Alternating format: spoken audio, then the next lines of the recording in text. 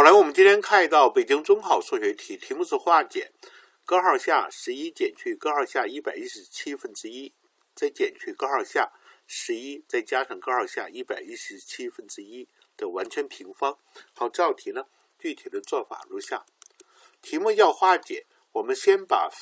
括号里面呢进行先通分，这么做比较简单。我们所以呢，原式呢。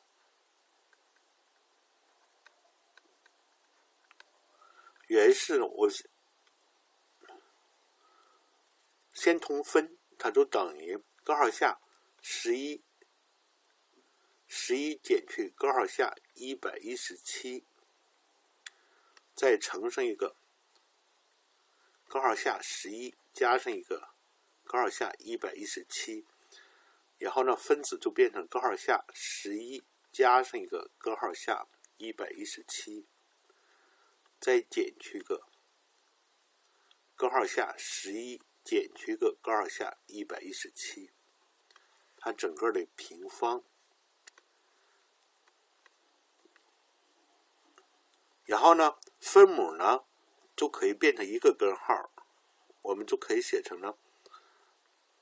11减去个根号下117，再乘上一个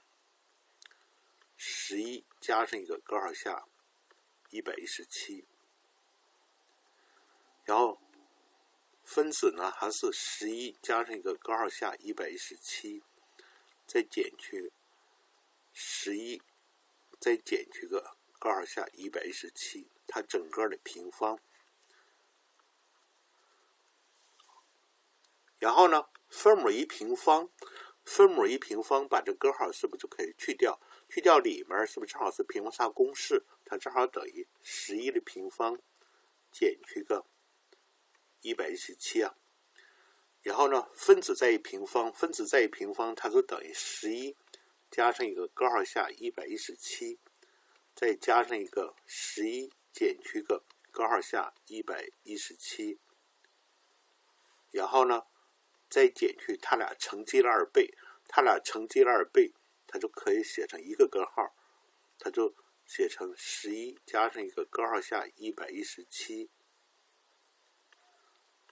再乘上一个11减去个根号下117。好，